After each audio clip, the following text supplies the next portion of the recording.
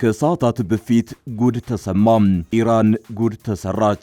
እስራኤል የሚሳኤል ናዳ አዘነበች። የኔታንያሁ እርምጃ የቀጠናውን ነባራዊ ሁኔታ አደባልቆታል። ተኩስ አቁሙ ቢታወጅም የእስራኤል ዘግናይ ጥቃት ግን ቀጥሏል።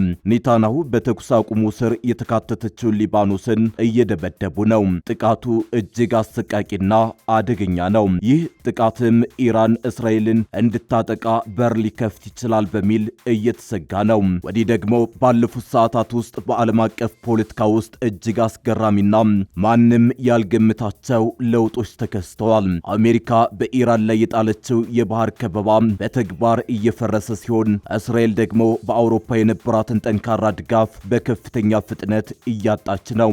የሴት ብረት በሚል ስያሜ የምትታወቀውና የእስራኤል የቅርብ ወዳጅ የነበረችው የጣሊያን ጠቅላይ ሚኒስትር ጆርጂያ ሜሎኒ ዓለምን ያስገረመ ውሳኔ አሳልፋለች። ጣሊያን ከእስራኤል ጋር የነበራትን የመከላከያና የቴክኖሎጂ ትብብር ስምምነት በይፋ አግዳለች። ምክንያቱም ከጥቂት ቀናት በፊት እስራኤል በሊባኖስ የሚገኘውን የተመድ የሰላም አስከባሪ ተሽከርካሪዎች ላይ ተኩስ በመክፈቷ ነው። በኮንቮዩ ውስጥ የጣሊያን ወታደሮች የነበሩ ሲሆን ድርጊቱ በሁለቱ ሀገራት መካከል ትልቅ ቀውስ ፈጥሯል። በተጨማሪም በጣሊያን ፓርላማ ውስጥ የነበረው ከፍተኛ ተቃውሞና የህዝብ ግፊት ሜሎኒ ከእስራኤል ጎን መቆሟን እንድታቆም አስገድዷታል። ነገር ግን ኢራን በአንድ ጉዳይ ጭንቅ ውስጥ ናት። ይኸውም አሜሪካ ሆርሙዝን በመዝጋቷ ነው። ይህ ለኢራን ታላቅ ራስ ምታት ሆኗል። ኢራን ይሄን ጭንቅ ጊዜ እንዴት ታልፈዋለች የሚለው የብዙዎች ጥያቄ ሆኗል። ውድ የአንድ አፍታ ሚዲያ ቤተሰቦች፣ እስራኤል ጥቃቱን አጠናክራ ስትቀጥል ትራምፕ ኢራን አንገት ላይ ያስገቡት ሸምቀቆ ቴህራንን በሞትና ሕይወት መሃል ሰንቅሯታል። እንዴት የሚለውን እንመለከተዋለን። ቪዲዮውን ላይክ አድርጋችሁ በመጀመር አብራችሁን ቆዩ።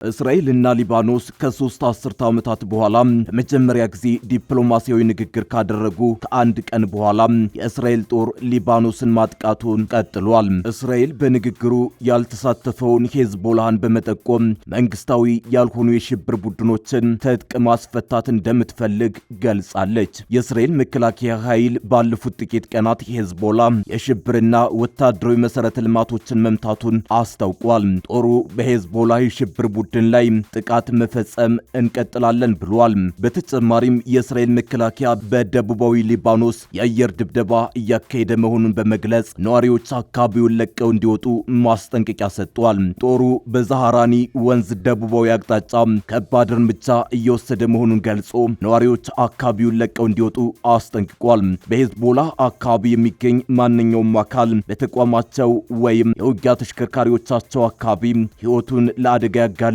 ሲል በወጣው መግለጫ ላይ ጠቅሷል። እስራኤልና ሊባኖስ ማክሰኞ ዕለት ከተነጋገሩ በኋላ ወደፊት በሚገለጽ ጊዜና ቦታ በቀጥታ ድርድር ለመጀመር መስማማታቸው ተገልጿል። እስራኤል በበኩሏ በሊባኖስ የሚንቀሳቀሱ ሁሉንም መንግስታዊ ያልሆኑ የሽብር ቡድኖችን ትጥቅ ማስፈታት እንደምትፈልግ ተናግራለች። ይህም የሄዝቦላ ታጣቂዎችን ለማመልከት የተጠቀመችበት ነው። ሊባኖስ የተኩስ አቁም ስምምነት እንዲደረስና የሰብአዊ ቀውሱን ለመፍታት እርምጃዎችን እንድትወስድ ጥሪ አቅርባለች። እስራኤል ግን ከዛሬ ማለዳ ጀምሮ በሊባኖስ የአየር ድብደባ እያካሄደች መሆኑን የሚወጡ ዘገባዎች ያሳያሉ። ትናንት ረቡዕ በዋሽንግተን የተደረገውን የእስራኤል ሊባኖስ ንግግርን በማስመልከት አሜሪካ ባወጣችው መግለጫ አገራቱን ለታሪካዊ ምዕራፍ እንኳን ደስ አላችሁ በማለት በቀጣይ ንግግሮች እንዲደረጉ ድጋፏን እንደምትቀጥል ገልጻለች። የሊባኖስ መንግስት የኃይሉን ብቸኝነት ለመመለስ ለያዘው ዕቅድና የኢራንን ከመጠን ያለፈ ተጽዕኖ ለመቋጨት ዋሽንግተን ድጋፍ እንደምታደርግም ጠቅሳለች። እስራኤል በእንዲህ መልኩ ጥቃቷን መቀጠሏ አንድ ስጋት ፈጥሯል። ይኸውም ኢራን እስራኤል ላይ የአጸፋ ጥቃት እንዳትሰነዝር የሚል ነው። ነገር ግን ይህ ስጋት ኢራን ከገባችበት ጭንቀት አንጻር አይሆንም የሚሉ አሉ። ኢራን በእስራኤል ጀቶች ጉዳይ አሁንም ስጋት ውስጥ ናት።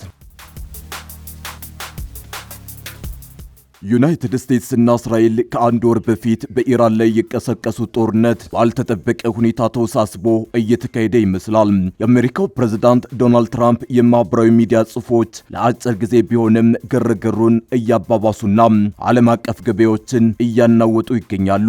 የትራምፕ አስተያየት ብቻ ሳይሆን ታሪክም የዚህን ጦርነት አቅጣጫ እየቀያየረው ይመስላል። ግጭቱ ከተቀሰቀሰ ወዲህ ባለሙያዎች ጉዳዩን ለመረዳትና ወዴት ሊያመራ እንደሚችል ለመተንበይ እየሞከሩ ነው። ከነዚህ መካከል 3 ቁልፍ ታሪካዊ ጉዳዮች ጎልተው ይታያሉ። በኢራን የሚደገፉት ሁቲዎች በእስራኤል ላይ የሚሳኤል ጥቃት መክፈታቸውን ተከትሎ በግጭቱ ውስጥ አዲስ ግንባር ተከፍቷል። ሁቲዎች በቀይ ባህር በኩል በተለይ ወደ በሲዩዝ ቦይ የሚያመሩ መርከቦችን የማጥቃት አቅም ስላላቸው በዓለም ኢኮኖሚ ላይ ተጨማሪ መስተጓጎል እንዳይፈጠር ስጋት ደቅኗል። ቡድኑ 30 በመቶ የሚሆነው ዓለም አቀፍ ኮንቴነርና 15 በመቶ ገደማ የሚሆነው የንግድ እንቅስቃሴ የሚተላለፍበትን ወሳኝ የውሃ መስመር መዝጋት ባይችል እንኳን አካባቢውን ሊያምስ ይችላል። ይህ ደግሞ ኢራን በሆርሙዝ ወሽመጥ የፈጠረችው መስተጓጎል ላይ ሲጨመርበት የዓለም ምጣኔ ሀብት ወደ ውስብስብ ቀውስ ውስጥ በመግባት ውጤቱ አስከፊ ሊሆን ይችላል። ተንታኞች የአሁኑን የመካከለኛው ምስራቅ ጦርነትን ለመረዳት 70 ዓመታት በፊት የተከሰተውን የስዊዝ ቀውስን በምሳሌነት ይጠቅሳሉ። የግብፅ ፕሬዝዳንት የነበሩት ጋማል አብደል ናሰር በአውሮፓውያኑ 1956 የስዊዝ ቦይን ተቆጣጠሩ። ፈረንሳይ፣ ብሪታንያና እስራኤል ይህንን ለመቀልበስ ያደረጉት ሙከራ ሳይሳካ ቀረ። ለትራምፕና ለአጋራቸው የእስራኤሉ ጠቅላይ ሚኒስትር ቤንያሚን ኔታንያሁ በዚህ ረገድ ታሪክ አሳሳቢ መልእክት ያስተላልፏል። ከሁሉም በላይ ብሪታንያ የዓለም ሀያል ሆና የቆየችበት ጊዜ እንዳበቃ የሚያሳይ ነው።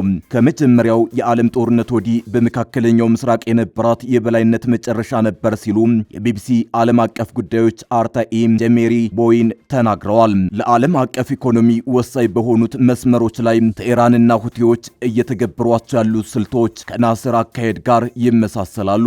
የእንግሊዝና የፈረንሳይ ኃይሎች የስዊዝ ቦይ ሰሜናዊ ጫፍ ዳርቻ ሲደርሱ ናስር በደርዘን የሚቆጠሩ መርከቦችን በማስመጥ ቦዩን ዘግተው ከፋርስ ባህረ ሰላጤ የሚመጣውን ነዳጅ እንዳይጓጓዝ አቋርጠው ነበር ሲሉ አሜሪካዊው ታሪክ ጸሐፊ አልፍሬድ ደብሊው ማኮይ ጠቁመዋል። የወቅቱ የአሜሪካ ፕሬዝዳንት ድዌይት አይዘር አወር ከሶቪየት ጋር በገቡበት የቀዝቃዛው ጦርነት ወቅት የተፈጠረውን ይህንን ችግር ለመፍታት ጣልቃ በመግባት ብሪታንያንና ፈረንሳይ እንዲወጡ አስገድዷቸው። በወቅቱ ብሪታንያ በተባበሩት መንግስታት ማዕቀብ ተጥሎባት ነበር። የገንዘቧ ዋጋም ሊያጋሽብ አፋፍ ላይ ደርሶ ነበር። ዓለም አቀፍ ሀያልነቷ ሊጠፋ እየተቃረበ ነበር ሲሉ ማኮይ ጽፈዋል። ነገር ግን የዚያን ወቅት የስዊዝ ቀውስ ከዛሬው ግጭት ጋር ሙሉ በሙሉ ማመሳሰል ትክክል አይደለም ይላል ቦዌን። አሜሪካን ሀያልነት ከሁለተኛው የዓለም ጦርነት በኋላ ከነበረችው ብሪታንያ ጋር እያወዳደርኩ አይደለም። ሁሉም ሀያላን ሀገራት ግን ከፍና ዝቅ ማለታቸው የሚጠበቅ ነው። ቻይና በማንሰራራት ላይ በምትገኝበት ወቅት አሜሪካ ተመሳሳይ ነገር ከገጠሟት ይህ በታሪክ ምሁራን እንደ አንድ ርዕሰ ጉዳይ ሊጻፍ ይችላል ብለዋል። ሁኔታዎችን ለመረዳት በ70 ዓመታት ውስጥ ታሪክ የፈጠረውን ተጨማሪ ትምህርት መመልከት ጠቃሚ ነው። በቀጣዮቹ 10 ዓመታት ውስጥ ከፍተኛ ጉዳት የሚያደርሱ ቁልፍ የሆኑ ኢኮኖሚ የደም ስሮችን ማስተጓጎል በመቀጠሉ አካሄድ ሊገመት የሚችል መሆኑን ታዛቢዎች ገልጸዋል። አንደኛው ደግሞ የስዊዝ ዘመቻ ከተጠናቀቀ ከ20 ዓመታት ባነሰ ጊዜ ውስጥ የተከሰተ ነው። በአውሮፓውያኑ 1973 በእስራኤል በግብፅና በሱሪያ መካከል ጦርነት ተካሂዷል። የዮም ኪፑር ጦርነት ተብሎ በሚጠራው በዚህ ጦርነት ግብፅና ሱሪያ በእስራኤል ላይ ድንገተኛ ጥቃት ሰነዘሩ። አሜሪካም የጦር መሳሪያ ለእስራኤል በስፋት ሰጠች። የአረብ ሀገራት የዓለም የነዳጅ ዋጋን በከፍተኛ ሁኔታ ከፍ የሚያደርግና በምዕራብ አውሮፓ ብዙ ጉዳት የሚያስከትል ማዕቀብ በመጣል ተቃውመዋል ይላል ቦዌን። የወቅቱ የሳውዲ አረቢያ የነዳጅ ሚኒስትር ሼክ አህመድ ዛኪ ያማኒ እንደ ነዳጅ ያሉ ሀብቶች በዓለም አቀፍ ገበያዎች ላይ ተጽዕኖ ፈጣሪ መሳሪያ ሆነው ሊያገለግሉ እንደሚችሉ በግልጽ ተናግረዋል። የአረብ ዓለምን ከፍተኛ ምርት የነዳጅ የጦር መሳሪያ ሲሉ ገልጸውታል። ይህም የዓለም ኢኮኖሚን በፍጥነት ሊያወድም ይችላል ብለዋል። ማዕቀቡ ለ5 ወራት ቢዘልቀም ዓለሞች ግን ተጽዕኖ ለ10 ዓመታት ቀጥሏል። ለምሳሌ በአሜሪካና በነዳጅ ላይ በጣም ጥገኛ በሆኑ ሀገራት ላይ የዋጋ ግሽፈት አስከትሏል። ምንም እንኳን ነዳጅ ከ50 ዓመታት በፊት በዓለም አቀፍ ደረጃ የነበረው የበላይነት አሁን አብሮት የለም። ዓለም አቀፍ የነዳጅ ፍላጎት ከመቀነሱም በላይ በተለይም ምዕራቡ ዓለም አማራጭ ኃይል ምንጮችን በመጠቀም ላይ ይገኛል። ሆኖም በ1973 እና ከዚያ በኋላ የተከሰቱት ሁኔታዎች ለትራምፕ ቁልፍ ትምህርትን ይሰጣሉ። አሜሪካ አሁን ከውጭ ከምታስገባው በላይ ነዳጅ በራሷ ብታመርትም አሁንም ከፍተኛ መጠን ያለው ድፍድፍ ነዳጅ ከውጭ ታስገባለች። በዚህ ምክንያትም በዓለም አቀፍ ገበያ ለሚወሰነው የነዳጅ ዋጋ ተጋላጭ መሆኗ ይነገራል። ይህ ደግሞ አሜሪካውያንን ሸማቾች ኑሮ ይጎዳል። በተጨማሪም አገሪቱ በኤጃ ባሉ ቁልፍ የንግድ አጋሮቿ ምክንያት በተዘዋዋሪ ተጽዕኖ ሊያሳድርባት ይችላል። አሁን እየሆነ ያለው ነገር ሳውዲና ኤሚሬትስን የመሳሰሉ ሀገራት ነዳጅ ቸውን በአውሮፓ ላሉ ደንበኞቻቸው እንደማይሸጡ መግለጻቸው አይደለም። ነገር ግን ኢራንና ሁቲዎች ወደ ገበያ ለመድረስ የሚያደርጉትን ጉዞዎች በጣም አስቸጋሪ እያደረጉት ነው። ነዳጅ በጣም አስፈላጊ ነው። ይህንን አቅርቦት ካቋረጡ በርካታ ዓለም አቀፍ ችግሮች ይከሰታሉ ይላል ቦዌን። ይህንን አቅርቦት ካቋረጡት በርካታ ዓለም አቀፍ ችግሮች ይከሰታሉ ይላል ቦዌን። የታሪክ ምሁራን እንደሚሉት በአውሮፓውያኑ 1980ዎቹ ውስጥ የተከናወነው የኢራንና የኢራቅ ጦርነት የዋሽንግተን ጠላቶች ወሳኝ የኢኮኖሚ መስመሮችን እንዴት ማገድ እንደሚችሉ በማሳየት ለትራምፕ ትምህርት የሚሰጡ የቅርብ ጊዜ ታሪክ ምሳሌዎች ናቸው። በዚያን ጦርነት ወቅት በሆርሙዝ ወሽመጥ ላይ የሚጓዙ መርከቦች በቴህራንና በባግዳድ ኢላማ ተደርገው ነበር። ይህም ዓለም አቀፍ ኃይሎችን ወደ ጦርነቱ ለመሳብ የታለመ እንደሆነ ተንታኞች ይገልጻሉ። በ1980ዎቹ አጋማሽ ላይ ጥቃቶቹ በጣም ከባድ ስለነበሩ ሕይወት መርከቦቿን ለመጠበቅ ዓለም አቀፍ እርዳታ ጠየቀች። ቀዝቃዛው ጦርነት ባላንጣዋ ሩሲያ ላለመቀደም በሚል ዋሽንግተን ተስማማች። ዘመቻ ሃርነስት ዊል ተብሎ በተሰየመው ስምምነት መርከቦችን በአጃቢነት የማንቀሳቀስ ስራ የተጀመረው በአውሮፓውያኑ ሐምሌ 1987 ነበር። ብዙም ሳይቆይ ግን ብሪጅተን የተሰኘችውና በአጃቢነት የተመደበችው መርከብ በኢራን መመታቷ ለአሜሪካ ትልቅ ውርደት ሆነ።